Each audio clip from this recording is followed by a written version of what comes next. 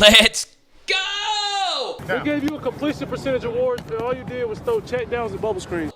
Are you kidding me? Shedeur Sanders, yesterday we broke down his worst game, which was the BYU Bowl. And now we're going to break down, to me, his best game and him overcoming adversity, throwing a pick here to start the game versus 4-5 Utah. Now, why do I pick Utah?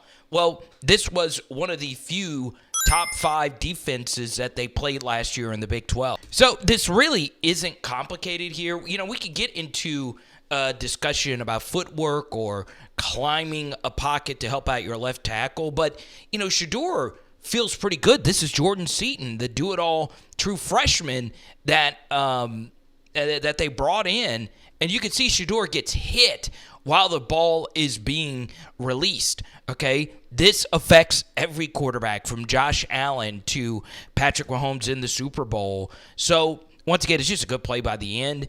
And obviously, if you loft that, that's actually the right read. That 3rd and Vail, my goodness gracious, I love Shedeur's football IQ, okay? It's honestly really freaking good. It is impossible for you to pick up all the yards with deep routes. So I like on 3rd down running intermediate stuff, in particular in breakers, in particular slants. And guess what? He throws with a lot of anticipation and bang, okay? Look at that. Ball coming out, guy right in his face here, and he gets that through there. And look at that ball placement. Hits him right in the freaking chest for his guy to make a play after the catch. He's able to cut back and almost pick this up and make this a clear go-for-it situation. 4th and 5. This is just ridiculous football awareness yet again from Shedeur Sanders. You get an offsides, okay? So normally a quarterback is able to feel this out. And when he steps off sides, guess what? You could throw, you already got the first down. You could throw the goal ball. Something else I like about this goal ball is pre-snap. I probably would have thought about throwing this anyway because it's one-on-one, right? There's no safety help over the top, and you could take a shot, okay? Now, obviously, there was a coverage bust. This is probably the higher percentage option, but Shedeur felt the offsides penalty. We can get into a debate about running for this here, but there are some underneath defenders that he would have to beat. So Shedeur, who is a really gifted deep ball thrower, not quite in terms of velocity, but in touch and placement, throws a jump ball to a 6'4 receiving option. 3rd and Pueblo. And this is the antithesis of what we just talked about on that 3rd and 24. I hate it when teams call routes all past the sticks, right? Because they do take a longer time to develop. But in this instance, this is bad quarterbacking, okay? Now, it doesn't help that Shedeur has a protection mistake.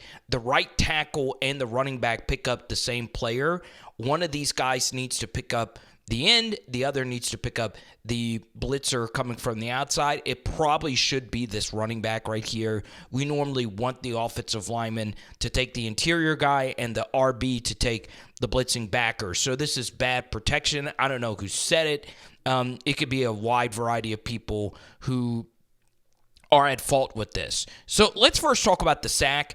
Once again, with Shedeur, it's not that he takes sacks, it's that he takes disastrous sacks where there's just a lot of yardage being lost. Okay, so this is the line of scrimmage, and as you can see, this is well over 10 yards on this sack, and the ball security here could get very dicey. Ask Lamar Jackson about holding a ball like that with your right arm out like that. It could lead to a lot of fumbles, right? You have a 14-3 lead. We don't want that. The next thing here is, even though I do criticize the route combinations, he does look left and work back to the right, okay? And as you work back to the right, if you don't see any defender right here, you know you have a slot wide receiver going up against a sitting safety who is really sitting at the sticks. So even though I criticize the route combinations, I don't mind all goes either, right? I would prefer a go over a post or a dig or anything like that. So in a third and long situation. So you can see Shedeur looks left, and this ball, there's nobody behind this safety right here. He could have thrown this. He really, honestly could have thrown this. But I also understand trying to break contain to the right side and making something happen. But this should have been thrown. Honestly, just a moon ball gets this done. It's at the very least a pass interference penalty. Instead, it is a bad sack. 3rd and 11. And I actually kind of forgot about this play. Man, it's just ball security, okay? Obviously, he doesn't throw INTs. We broke down in the BYU game his only multiple INT game last year. I didn't mind really either of them. Let's go to this 4th and 8, and I'm just going to ask the question yet again. Why is Travis Hunter not the clear-cut number 1 overall player? I mean, he truly is special. I'm telling you, and this is coming from someone that mostly covers the NFL and the SEC. I mean, I made him appointment viewing. I mean, this is a ridiculous grab. Okay, good throw by giving him a chance, but, I mean, that's just stupendously good. Now, we talked about this in the first video. Shedeur in the red zone is just so good. Yeah, he'll make some mistakes, but when this field is compressed, you really see his ball placement and accuracy really shine. I mean, that's a ridiculous throw and a really good catch. Man, I just think Shedeur's overall control and feel for the game is really good. I mean, so you'll see right here that on this 2nd and 5, the corner in quarters peels off of this and goes to the underneath stop route right here. And Shedeur thinks about throwing it. He eats it, even though this still could get there, and just keeps his feet so steady. You know, it's not jittery at all. And he just works to the stop over here where the corner deoccupied. And it juked him out so bad that he committed a penalty right here. It should have been a penalty. And guess what? You get the football to one of your best players in all this space. Who knows what could happen? Ends up being a good tackle right there from the safety. All right, so you're getting ready to witness one of the best throws you will see any college quarterback make. Okay, the first thing I like when breaking down Shedeur Sanders is he was able to overcome a lot of these 3rd and long situations. So I know I complain a lot about the sacks, but this offense not being on schedule was a big issue, and it puts more pressure on these offensive linemen. And some of that's on Shedeur, right? The offense being in a lot of 3rd and Pueblos or 3rd and Broomfields or Lafayette's. I like to use the neighborhood in the surrounding area. But you'll see here that he actually, changed plays. You saw him talk to Draylon Miller right here. And you'll see that this ends up being a 3-man rush, but all 11 players are on the screen right now, okay? So you'll see that nobody is here, and Shedeur sees that, okay? Now, let's pick it up from the end zone angle. You'll see it here. He needed to set this 5-man protection because Utah crowded the line of scrimmage and they backed out. Once they backed out, he knew that he was going to have the time with this patchwork offensive line to hit this ball right here. Okay, so Shedeur sees that this safety sat. He knows that he wants this ball to go right here, but it's the location of this ball that really makes it special. Okay, look at when he's deciding to rip it. The receiver had not already began his in break. You notice he's not leading him this way. He's leading him this way to get him away from this corner, and this is a thing of beauty. I mean, look at where this ball is placed. Bang! Okay, it's placed so well that Miller does not need to slow down at all, and he's able to make an absolutely ridiculous yak play where he's able to score, right? Now, it's an amazing play from the receiver, okay? All right, so Utah decides to stick around in this one. There's still a lot of work to be done, and you got an option here. You can throw the quick screen if you like the numbers out here. He didn't like the numbers because the slant is open. All right, so he works to the slant, and look at where this ball hits Shepard. Bang, right in the chest, and he drops it. Okay, he was looking upfield, and you just got to bring that in. While this was Shedeur's best game, I was really shocked that Utah just left wide open pockets of space defensively open. That's just never really going to be the case in the NFL. And by that, I don't mind exotic defenses. What I have issues with, so on that Draylon Miller touchdown, you had a safety right here, and then you had a deep corner way over here. Right? It's just too much space over the middle. Shedeur sees this again, okay? So once again, you're getting so unfreaking believably exotic. This linebacker runs out. This safety goes cross field, potentially to rob any inbreakers.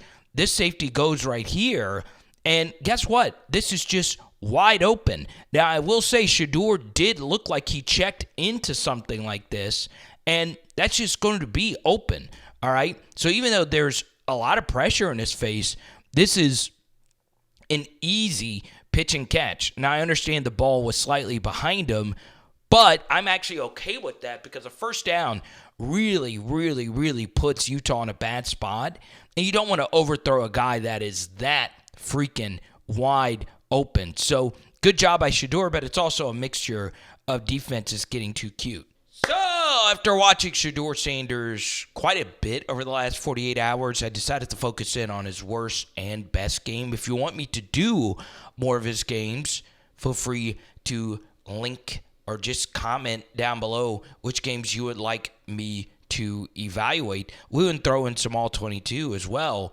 But the bottom line is the more I watch Colorado, the more I fall in love with Travis freaking Hunter. This run is just absolutely ridiculous, and I do think it's part of the Shedeur discussion. So the ridiculous stat that we alluded to in the beginning of the video is the completion percentage. It is true, Shedeur Sanders, minimum 875 attempts, has the highest completion percentage in P4 college football history over his career. Now, not single season, that's Bo Nix and a few others, but that is particularly impressive considering Colorado has a really high dropback rate. So Shedeur has to throw a lot of passes. Now, I know many would say, hey, it's a lot of screens and bubbles and all that stuff, but to complete such a high percentage is still really, really, really good. But I just can't get around the sacks and how disastrous they are. Another thing that felt kind of weird when doing this eval, I did not expect to come away seeing how much I despise the Big 12 this year. I really think the level of competition really let Shedeur down. You saw some really poor just defensive players in general, but the schemes just, it's always been a joke about Big 12 defenses. Man, there was just a lot of just easy things to read from my chair, but maybe I am overrating that. But overall, I still have Cam Ward as the number one guy, and I am fine with saying Shedeur is number two. I'm not in love with this QB class. I know it's not an unpopular opinion, but, it is what it is at this point. Comment below your thoughts, and we shall talk soon. Bam! This was part one. Make sure you check it out. It is Power Hour NFL. Boom! Tonight, we're doing chicken. Let's go.